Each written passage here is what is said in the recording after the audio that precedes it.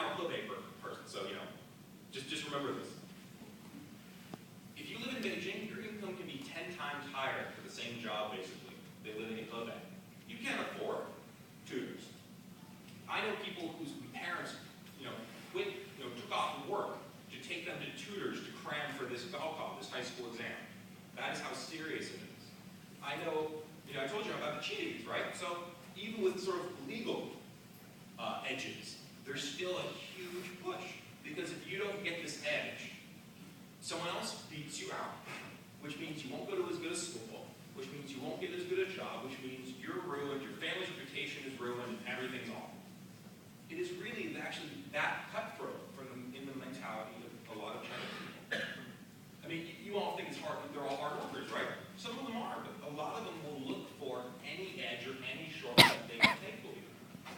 I have tons of students. This is a midterm paper. They had the SATs. So sorry, go for it.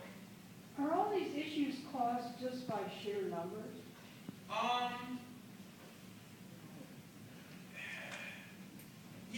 I actually think the numbers would benefit them because I really would believe that one of the policy things they could have done is like what we do, Teach for America.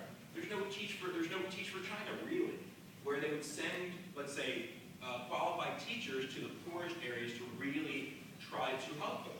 In fact, the second school international program I worked at, they had to do service, so they had to act as student teachers at this place called Shibaikola, which was actually one of the main headquarters for Mao during the revolution, during the Japanese resistance against the Japanese. It's actually pretty run down now. You'd think that a place with that kind of history would have taken off now. It's incredibly run down. One of my students told me, they might have a ball. They have one room, no heat, they might have chalk for a blackboard. It's really that bad. So you think that with this kind of socially engineered society, they could kind of do what they want to try to equalize things. But they really haven't. It really actually is a system where privilege accrues to those who already have it. I mean, it's like what we're talking about with the 1% here. It's not the issue. The issue is really not the money, right? If you truly believe, everyone here wouldn't mind being a millionaire, right?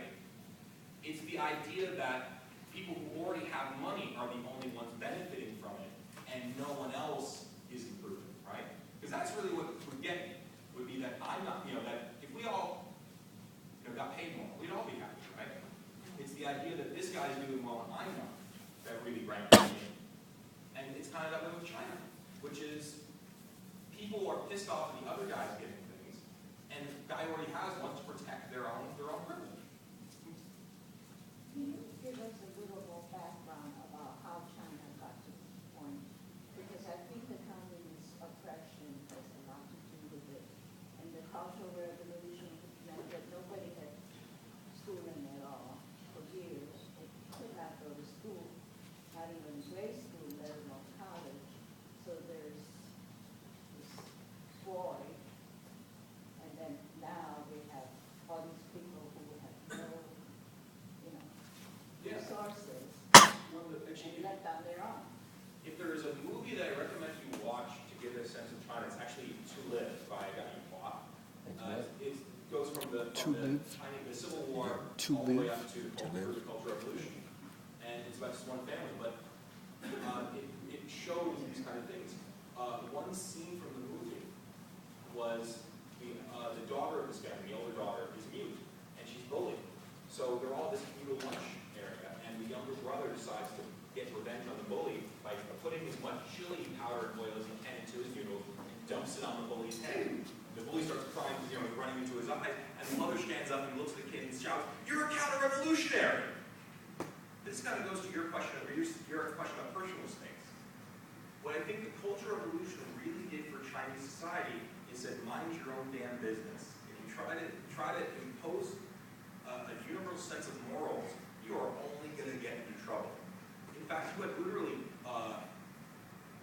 sharks versus jets kind of violence on the streets because of different people interpreting Mao's Red Book differently. That is actually how intense the cultural and social violence became in China. Again, isn't it interesting actually that you have the Forbidden City, a symbol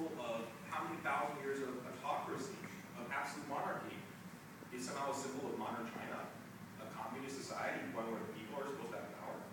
It doesn't really add up, right? So you have, pardon me. So you have that with the Cultural Revolution, when I say it hit the reset button, it really did.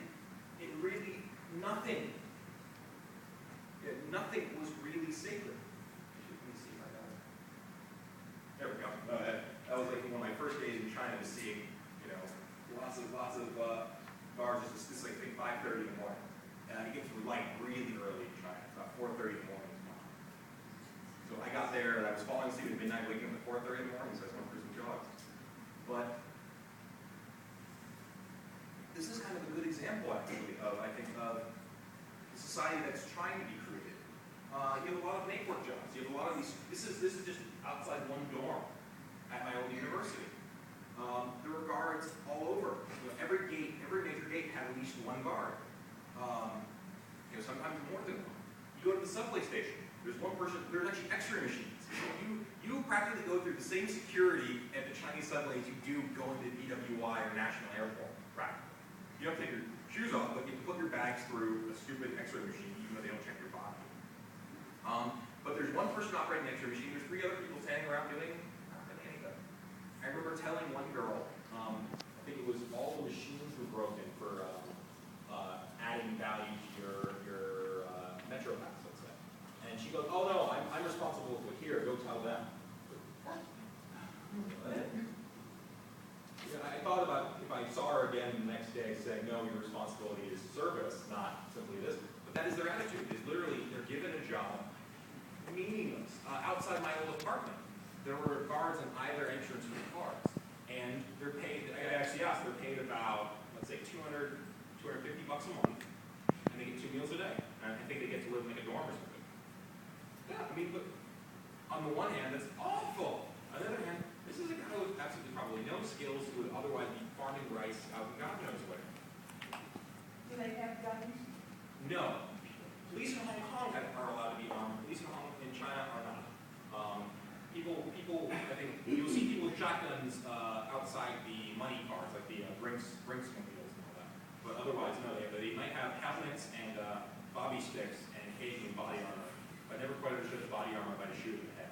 Anyway, most police are not very fearsome-looking people in China, I will be perfectly honest.